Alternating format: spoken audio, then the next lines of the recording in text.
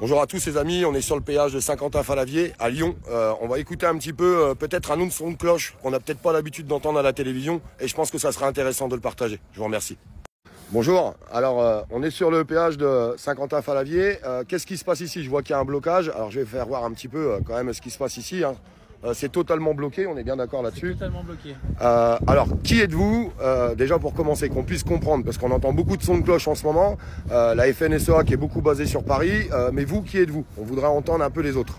Alors moi déjà, je m'appelle Xavier Fromont, je suis paysan dans l'Ain, je suis éleveur de vaches allaitantes limousines, voilà. J'ai une ferme d'une 60aine d'hectares, voilà, plutôt petite, voilà. Pour le moment, on va dire, voilà. Et là, je suis en tant que co-porte-parole de la Confédération paysanne Auvergne-Rhône-Alpes. Voilà. D'accord, très bien. Et on a souhaité venir bloquer le péage de Saint-Quentin-Fallavier parce que c'est une entrée sur une très grosse plateforme logistique européenne. Et donc du coup, c'est pour vraiment dénoncer l'effet du libre-échange sur les marchés agricoles et sur la rémunération des agriculteurs, voilà, avec les difficultés qu'il y a de pouvoir vivre en fait de la vente des produits agricoles. Exactement. Est-ce que vous pouvez nous donner quelques tarifs? Quel est le prix du coût du production du lait? Quel est le prix d'achat? La viande pareil, pour que les gens puissent comprendre en fait aujourd'hui vos problématiques. Eh ben voilà, la viande aujourd'hui c'est autour de 4,50 € le kilo par exemple, moi c'est ce que je fais et vous voyez bien que le prix dans les étals il n'a rien à voir avec ça. On est plus vers 25-30 € dans les étals du kilo. Après, vous savez, il y a beaucoup d'intermédiaires. On n'y pas qu'il faut qu'ils vivent, mais en fait, on dit qu'il faut qu'il y ait une juste répartition de la valeur répartition ajoutée des richesses entre les producteurs et puis les vendeurs, jusqu'aux vendeurs, en fait. Voilà. Et le lait, à peu près, si on peut, vous avez des tarifs un peu là-dessus? Le lait, c'est autour de 500 €, on va dire, aujourd'hui, à la tonne de lait. D'accord. Voilà. Et le coût de production?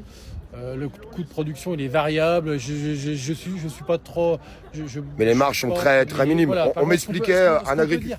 Ce qu'on peut dire, c'est que les marges sont minimes, c'est que les charges sont très importantes, c'est que les revenus des agriculteurs sont très variables, très fluctuants. Et c'est l'une des explications principales du malaise actuel. C'est que les gens ont du mal à joindre les deux bouts et surtout ont du mal à se projeter dans la durée sur leur revenu agricole. Voilà. Très bien. Par rapport aux revendications qui sont portées aujourd'hui, on ne va pas se mentir, c'est les dirigeants de la FNSEA qu'on voit à la télévision. Est-ce que vous pensez qu'ils vont porter vos revendications à vous ou alors aujourd'hui vous vous battez justement pour être entendu? Alors, on se bat pour être entendu parce qu'on pense que, évidemment, cette question de revenus, elle est vraiment centrale. Donc, on est favorable à des prix minimums d'achat de nos produits. On est favorable à des prix minimums d'entrée des produits qui sont importés en France pour qu'on ne soit pas mis en concurrence avec des produits qui n'ont pas le même contenu en termes de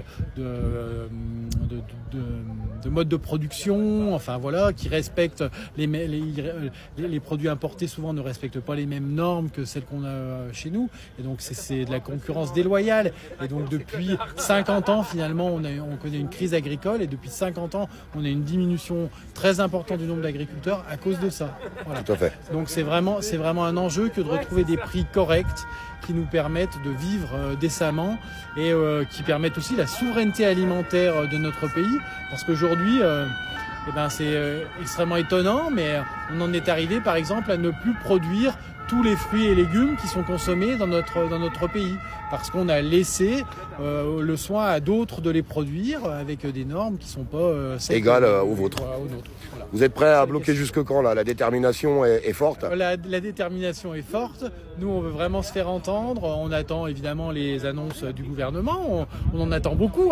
Voilà, on y croit. Il y a un pouvoir politique. Il faut qu'ils prennent conscience de nos revendications, des revendications qui sont générales. Nous, on voudrait bien aussi que la FNSEA, par exemple, nous rejoigne sur ces revendications de prix, parce que ça, c'est vraiment la chose importante pour les agriculteurs. Voilà. Malheureusement, ils ont été assez clairs ce matin à la télévision. Ils ont dit qu'ils avaient porté un bordereau de revendication aujourd'hui et qu'ils n'iraient pas au-delà. Si jamais la FNSEA a un gain de cause sur leurs revendications et pas vous, comment que ça va se passer sur la suite? Voilà, on ne sait pas. On va jauger de la présence aussi des agriculteurs sur notre action. Et puis on va voir si s'ils nous font confiance.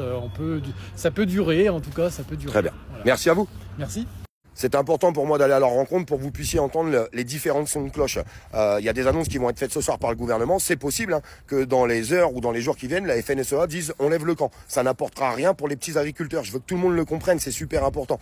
Désolé, la vidéo est super longue, mais si vous pouvez la partager un maximum, parce qu'aujourd'hui on a une manipulation politique et médiatique comme d'habitude.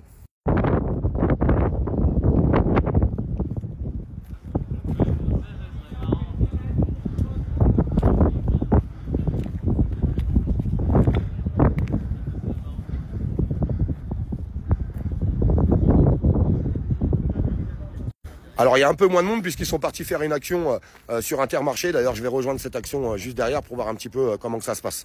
Merci à tous, je vous le répète, qu'on s'aime ou qu'on s'aime pas, essayez de partager la vérité et en fait tout ce qui est encore en train de se passer aujourd'hui.